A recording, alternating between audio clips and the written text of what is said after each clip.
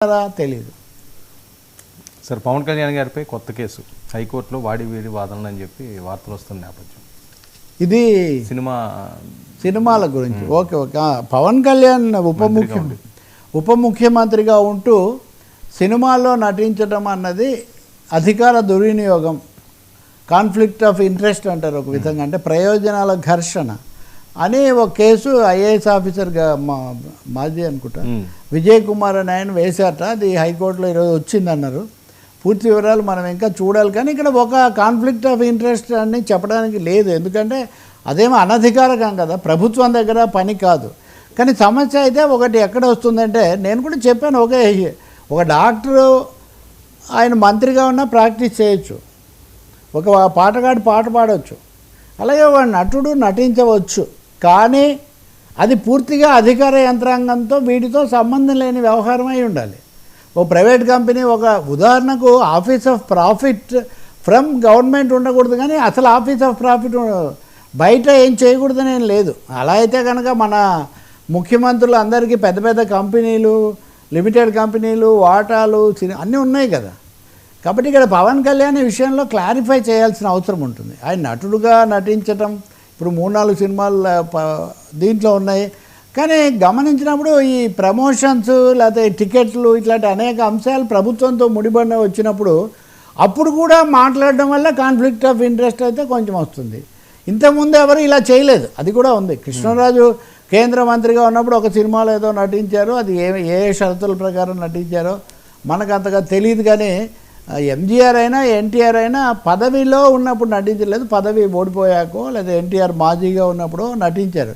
Okay, major Chandrakant అనేది super duper hit అయింది, ఏదో ఆయన ముఖ్యమంత్రి అయిన తర్వాత వచ్చిన సినిమా అనేది. అప్పుడు ఆయన ముఖ్యమంత్రిగా లేరు.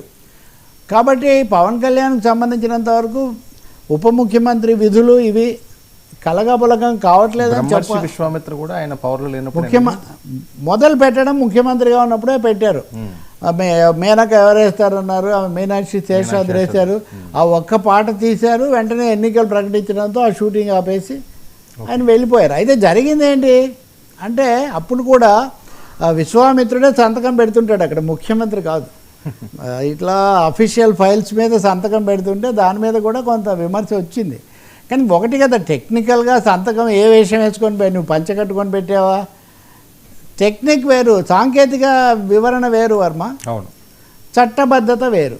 మీరు ప్యాంట్ వేసుకొని పెట్టినా లేకపోతే ఇంకో చోట పెట్టినా a chief minister is always a chief minister. But వేరే దగ్గర డిప్యూటీ చీఫ్ మినిస్టర్కి వచ్చేసరికి ఈయన సినిమాల వీటిలోకి వచ్చినప్పుడు అధికారిక ప్రకటనలు అవి తరచూ, మొన్న మీరు చూడండి హరిహర వీరమల్లు ప్రమోషన్ కోసం నేను మ్యాక్సిమం టైం ఇస్తానని ఆయన అందరితో ఒక మోస్తరు యూట్యూబ్ ఛానల్స్తో కూడా మాట్లాడారు. కానీ వాటి అన్నింటిలో రాజకీయాలు, అధికార విషయాలు కూడా తరచూ ప్రస్తావనకు వచ్చాయి. కాబట్టి పవన్ కళ్యాణ్ నటించడం ఓకే, కానీ ఈ నటించే సందర్భంలో ఈ అధికార పాత్ర, అధికార హోదా కాన్ఫ్లిక్ట్ రాకుండా చూసుకోవాల్సిన అవసరం మాత్రం ఉంటుంది. నేను అనుకుంటాను వాయిదా పడింది ప్రస్తుతానికి హైకోర్టులో. హైకోర్టు తర్వాత అయినా కానీ అదే చెప్తుంది. ఇది ఒక ప్రెసిడెంట్ కూడా అవుతుంది భారత రాజకీయాల్లో. ఇవి చాలామంది వస్తున్నారు కదా. ఇప్పుడు గోపి ఉన్నాడు, సురేష్ గోపి, కేరళ ఎంపీ, ఆయన మంత్రి.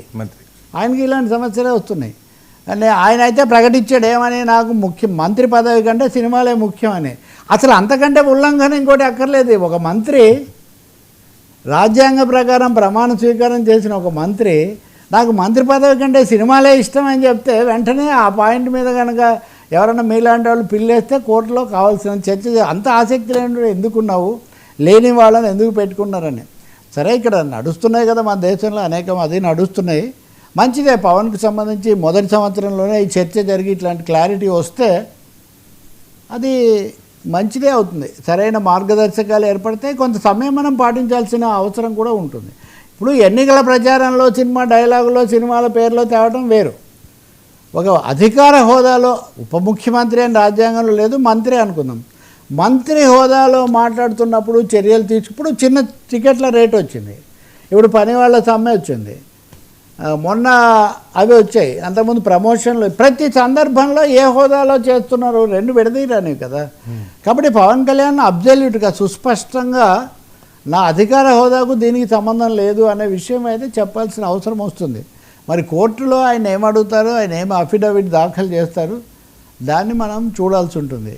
కానీ ఇది ఈ కేసు అయితే ఇంకా ప్రచారానికి ఉపయోగపడుతుంది, అందులో ఇంకా వేరే ఏమీ సందేహమేం లేదు. ఇప్పుడు మీరు చూస్తారు కదా స్మృతి ఇరానీ చాలా తీవ్రంగా మోదీ తరఫున మాట్లాడిన వ్యక్తి ఇప్పుడు ఓడిపోయారు, అమేథీలో ఓడిపోయిన తర్వాత ఆమె షీజ్ బ్యాక్ టు బుల్లితెర, మళ్ళీ ఆ క్యూకి సాస్ బీ కభీ బహుతి అనేది కొత్త సీజన్ ప్రారంభించారు ఇప్పుడు. అంటే ఏమవుతుందంటే అధికార పదవులు అనేవి అంత సులభంగా తీసుకోవటము, మానటము, ఓ 10 రోజులు షూటింగ్లో పాల్గొని రావటం, అది ఆ కోడ్ ఆఫ్ కాండక్ట్ అన్నది మటుకు స్వయంగా పవన్ కళ్యాణ్ ఏర్పాటు చేసుకోవడం చాలా అవసరం. సార్ ఉపరాష్ట్రపతి పాచికలు ఎన్డీఏ అభ్యర్థిగా